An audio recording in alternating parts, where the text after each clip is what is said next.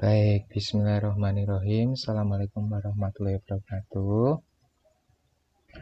Pada kesempatan kali ini saya akan membahas mulai dari yang ada di handout halaman 15, yaitu terkait bendel bidang. Nah, kita coba cermati kalimatnya terlebih dahulu. Semua bidang yang melalui garis potong dua bidang, semua bidang yang melalui garis potong bidang V1 dan V2 akan terhimpun dalam bendel, dinamakan bendel bidang. Adapun persamaan bendel bidang, kalau tadi punya V1 dan V2, itu persamaannya V1 plus lambda V2 sama dengan 0. Sebenarnya juga boleh diubah menjadi V2 plus lambda V1 sama dengan 0. Maksudnya bagaimana? Jadi begini, kita aplikasikan ke GeoGebra. Jadi saya punya dua bidang. Bidangnya itu V1 yang merah dan V2 yang kuning. Nah, V1 yang merah dan V2 yang kuning itu berpotongan. Perpotongan dari dua bidang V1 dan V2 itu membentuk sebuah garis. Mungkin kalau dari atas ini tampak hanya perpotongannya seperti titik ya. Kalau dulu pada dimensi 2, perpotongan antara garis G1 dan garis G2 itu kan berupa titik. Nah, sekarang pada dimensi 3, perpotongan antara bidang V1 dan V2 itu berupa garis. Begitu. Jadi definisinya garis bisa dimaknai sebagai perpotongan antara dua bidang yang di sini. Nah, jadi perpotongan antara V1 dan V2 berupa garis. Garisnya apa? Yaitu sumbu Y itu sendiri. Maaf, sumbu Z ya. Sumbu Z itu sendiri. Nah, setelah V1 dan V2 itu berpotongan pada sumbu Z, begitu, pasti ada kemungkinan-kemungkinan lain, banyak sekali, tak hingga bidang, jumlahnya itu tak hingga bidang, yang bidang itu melalui sumbu Y. Contohnya bidang ini. Nah, contohnya bidang ini. Maaf, contohnya bidang ini. Yaitu persamaannya ini, X min Y sama dengan 0. Nah, X min Y sama dengan 0 ini tadi melalui sumbu Y, di mana sumbu Z-nya itu sendiri merupakan perpotongan antara V1 yang merah dan V2 yang kuning. Jadi V1 yang merah, V2 yang kuning berpotongan, ya kan? Berpotongan berarti menjadi perpotongannya berupa garis, yaitu sumbu Z.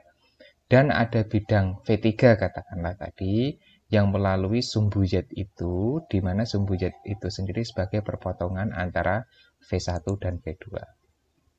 Contoh lainnya mungkin begini, X plus Y sama dengan 0. Nah, itu juga bisa. Ya, jadi mungkin ada banyak sekali. Saya cuma ngambil satu contoh. Jadi, ditekankan sekali lagi bahwa V3 ini melalui sumbu Z atau melalui perpotongan antara V1 dan V2. Maka, nah, persamaan dari bendelnya berarti V3 itu berarti V1 plus lambda V2 sama dengan 0. Boleh dibalik, V2 plus lambda V1 sama dengan 0. Jadi kalau misalnya V1-nya diketahui berapa persamaannya, V2 diketahui berapa persamaannya, kamu diminta menentukan V3, maka boleh pakai yang ini atau boleh pakai yang ini. Dibalik lagi boleh, misalnya yang diketahui V1 dan V3. Berarti kalau kamu nyari V2-nya, V2-nya ya udah V1 plus lambda V3 sama dengan 0, atau V3 plus lambda V1 sama dengan 0, sama. Nah, misalnya yang diketahui V2-nya dan V3-nya, berapakah V1-nya? V1 ya berarti V2 plus lambda V3 sama dengan 0, atau V3 plus lambda V2 sama dengan 0. Prinsipnya begitu dulu. Oke, jadi untuk jadi kalau kita kembali melihat gambarnya di GeoGebra tadi bahwa V1 dan V2 itu berpotongan, berupa garis pada sumbu Z. Nah, kemudian pada sumbu Z itu terbendel jadi satu, ada banyak sekali bidang yang melalui sumbu Z. Salah satunya V3 ini. Dengan demikian V3 ini persamaan bendelnya itu V1 plus lambda V2. Kalau ada V4 yang ini, persamaannya boleh kamu buat tadi V1 plus lambda V2.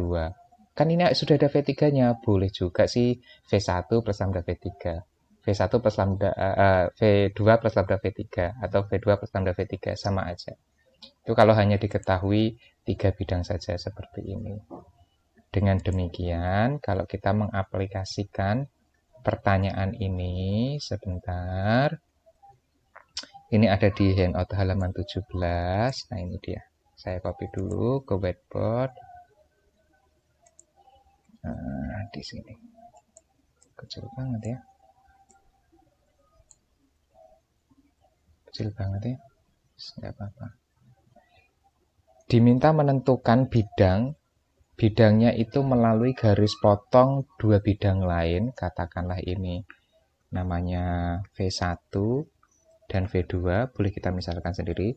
Tentukan bidang V gitu ya, yang melalui garis potong bidang V1 dan V2, tapi bidang V1 itu juga melalui awal sumbu, berarti melalui 0, 0. Nah, demikian bidang V melalui garis potong bidang V1 dan V2, jadi V-nya sendiri itu boleh kamu tulis sebagai V1 plus lambda V2 sama dengan 0, atau V2 plus lambda V1 sama dengan 0. Boleh sama aja yang mana. Ya, misalnya saya fokus pakai yang ini. Berarti kalau gitu V yang akan dicari persamaannya 3X min Y plus 5, min Z. Z-nya yang bagus. Min Y plus 5Z, jangan lupa min 2 gitu ya. Karwaskri plus lambda V2. V2-nya 2X plus 3Y min 3Z min 5 sama dengan 0. Nah, kita nggak fokus dulu di sini. Oke. Nah, kemudian kita uraikan. Gini saja mungkin ya, biar lebih mudah dan agak cepat ya. Kita kelompokkan saja yang X dengan X, yang Y dengan Z, yang Z dengan Z. Depan, nah hati-hati 3, yang belakang hati-hati ya, yang belakang hati-hati. Nah, ini kan nilainya 2 lambda X. Kalau sudah diambil X-nya saja, berarti yang belakang tinggal plus 2 lambda. Yang depan min 1, yang belakang hati-hati plus 3 lambda. Yang depan 5, yang belakang min 3 lambda, yang depan min 2, belakang min 5 lambda. Nah, kemudian dikatakan juga bahwa V-nya itu tadi melalui 0, 0, 0. Artinya kalau V melalui titik 0, 0, 0, maka titik 0, 0 itu sendiri terletak pada bidang V. Karena titik 0, 0, 0 itu terletak pada bidang V, maka titik 0, 0, 0 memenuhi bidang V atau dapat disubstitusikan. Berarti 0 menggantikan X, 0 menggantikan X, 0 menggantikan Y, 0 menggantikan Z. Begitu ya, berarti di sini 0, 0, 0. Gitu ya. Berarti kamu tinggal punya ini menjadi min 2 min 5 lambda sama dengan 0. Atau boleh ditulis 5 lambda sama dengan min 2. Atau lambda sama dengan min 2 per 5. Nah, kalau sudah punya nilai dari lambda itu min 2 per 5, boleh kamu substitusikan kembali ke sini tadi untuk menentukan persamaan V yang dicari. Jadi